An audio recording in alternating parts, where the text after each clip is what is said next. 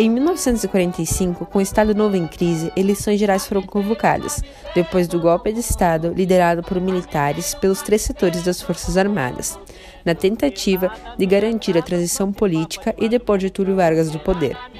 O governo de Eurico Gaspar Dutra tem início em 1946 até 1951 e se estabeleceu com o término da Era Vargas, sendo que essa nova fase ficou entendida como o primeiro período democrático da história do país. Nessa eleição, ocorreu o retorno dos partidos políticos, podendo ser destacados a União Democrática Nacional, UDN, Partido Conservador, moralista, críticos de Vargas e fortemente anticomunistas. O Partido Social Democrático, PSD, criado por antigos aliados de Getúlio Vargas. O Partido Trabalhista Brasileiro, criado a partir da aliança do getulismo com grupos de sindicalistas.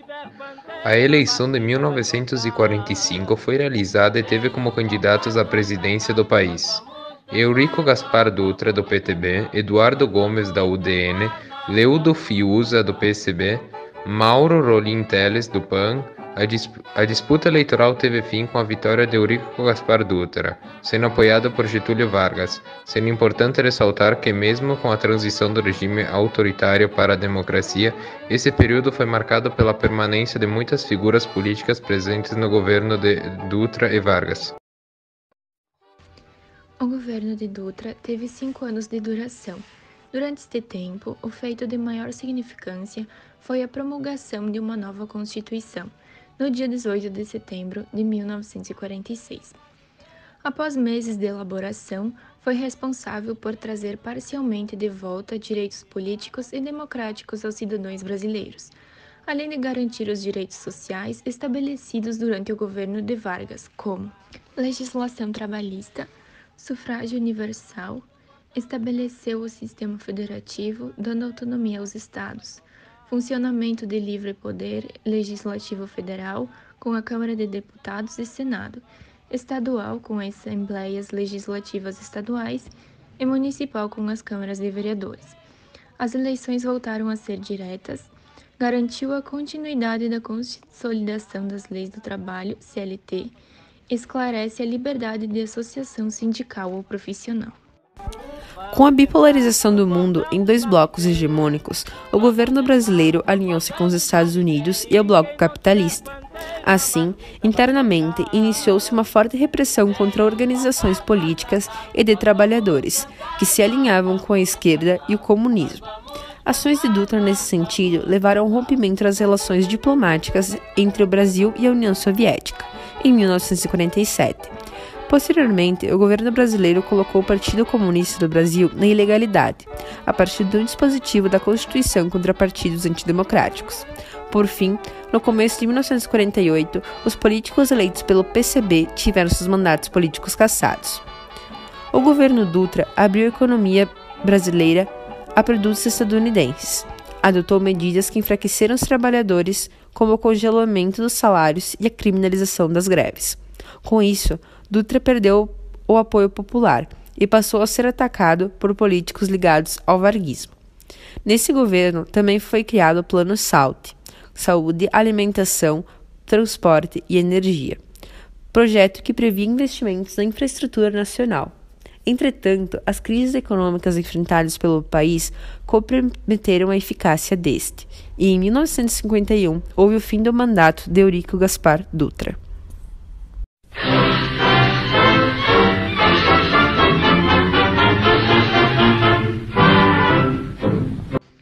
Devido ao rompimento com o governo Dutra, em 1946, Getúlio Vargas se manteve distante da política nacional, ficando no Rio Grande do Sul até 1949, retornando à política em 1950 para disputar as eleições presidenciais do país.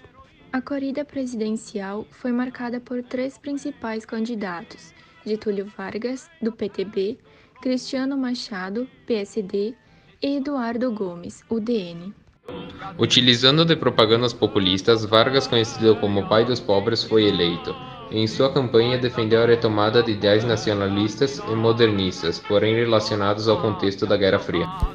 As ações adotadas por Vargas geraram debates sobre as políticas de desenvolvimento econômico entre os nacionalistas, que defendiam a intervenção do Estado na criação e no fortalecimento das estatais, e os entreguistas, que buscavam o desenvolvimento pela intervenção de multinacionais estrangeiras e com a isenção do Estado em relação à economia. Adepto ao intervencionismo na economia e investimentos na indústria de base, Vargas incentivou a exploração do petróleo e a criação da Petrobras em 1953, onde apoiadores iniciaram uma campanha em favor do monopólio estatal na exploração do produto com o slogan "O petróleo é nosso". Assim, a criação da estatal foi aprovada em 1954. Iniciaram seus trabalhos. Além disso, Getúlio investiu em projetos relacionados à energia com a criação da Eletrobras. Apesar do crescente investimento para o desenvolvimento econômico e social do país, o custo de vida aumentou, prejudicando uma parcela da população que passou a enfrentar as consequências da grande inflação e crise econômica que se debruçava sobre o Brasil. Getúlio Vargas, na tentativa de minimizar o cenário caótico, adotou medidas como o reajuste do salário mínimo dos trabalhadores. Porém, essa ação fez com que houvesse uma intensificação da inflação e, como consequência, passou a sofrer com as pressões vindas de sua oposição. Em relação à oposição de Vargas, destacava-se a UDN, partido conservador que defendia uma política nacional e desenvolvimentista, sendo seu principal opositor Carlos Lacerda, que possuía o jornal Tribuna, da imprensa, onde fazia críticas ao governo de Vargas. O estopim para declínio total de seu mandato ocorreu em 1954, na Rua Torneleiro, onde ocorreu o atentado contra a vida de Carlos Lacerda, que foi utilizado pelos opositores de Getúlio como forma de culpá-lo pelo atentado e a crise do país. Isolado politicamente, Vargas foi intimado a renunciar à presidência, isolando-se no Palácio do Catete, até o dia 24 de agosto de 1954, data em que Getúlio Vargas cometeu suicídio, atirando contra o próprio peito. A chamada Carta Testamento, escrita por Getúlio Vargas antes de sua morte, causou uma grande comoção nacional, tratando de Getúlio como presidente brasileiro injustiçado. Mais uma vez, as forças e os interesses contra o povo coordenaram-se e se desencadearam sobre mim. Não me acusam, insultam, não me combatem, caluniam, não me dão o direito de defesa. Precisam sufocar minha voz e impedir a minha ação, para que eu não continue a defender, como eu sempre defendi, o povo e principalmente os humildes. Sigo o destino que me é imposto. Depois de decênios de domínio e expoliação dos grupos econômicos e financeiros internacionais, fiz-me chefe de uma revolução e venci. Assim deixo a vida para entrar na história.